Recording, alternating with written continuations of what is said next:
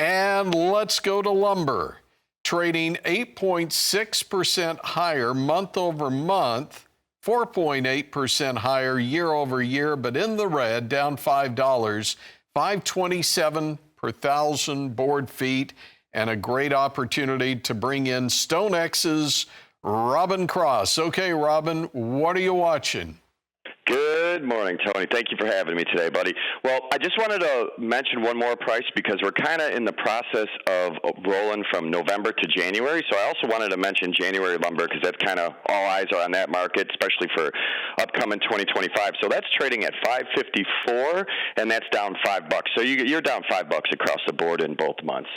So I wanted to talk about a couple of different things today. You know, I know everybody's got their mind on the hurricane, and we will definitely cover that. But first, I want to just talk about the atypical lumber trade in, every major election cycle. So every major election cycle, the lumber market has a pretty typical prevailing theme. You usually see loss of open interest, which we have definitely seen. Just take the average for the year. Open interest is trading, hovering around 12,000. Contracts up until September. Now you see open interest slip down to a new recent low of 8,100. And I would call that pretty substantial. When you lose that, almost a third of your open interest, I would definitely classify that as substantial.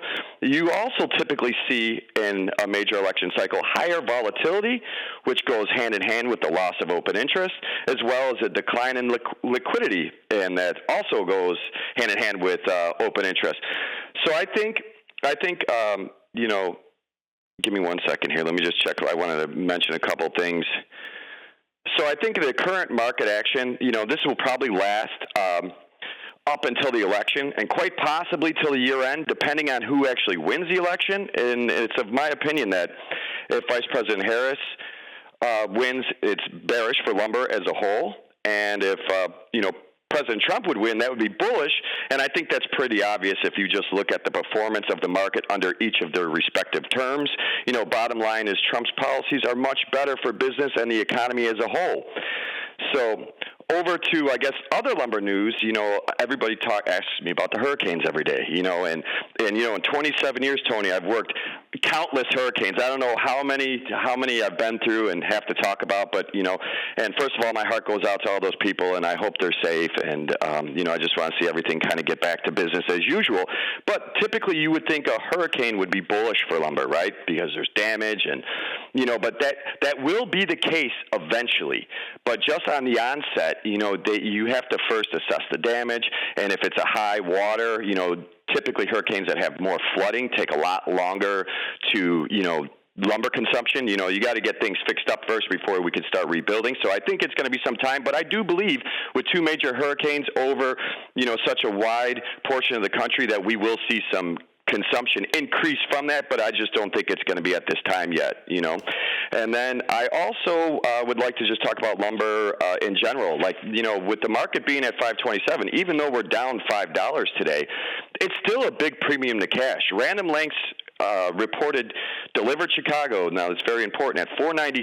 So the market's been sitting, we're at a pretty much $30 premium. And if you look at if you look at the last 2 years, the average premium has been between $40 and $60, right? So you're right on average, right on pace. And I do believe that if we don't see any further curtailments or any other news or other storms, I do believe that the market, as November continues to unwind, you will eventually see it match up with cash. We will definitely see some convergence here. And convergence could happen a couple of different ways. It could happen the board goes down to cash, or what typically happens, cash comes up, boards comes down, and they kind of meet somewhere in the middle. So that is definitely my expectation at this time. And then 2025, the general consensus of the market going forward is bullish. We are way underbuilt in housing, but interest rates has been our Achilles heel. I think as you see those start to drop, I'm looking for 2025 to be a better year than the last couple years. And I would also lastly say, don't fight the seasonals. If you look at the last 3 years, all of our good rallies began in the January contract. So just be on guard for that. Don't push it, wait for a mistake, and, act accordingly. Absolutely. Robin, great information there. Robin Cross is with StoneX.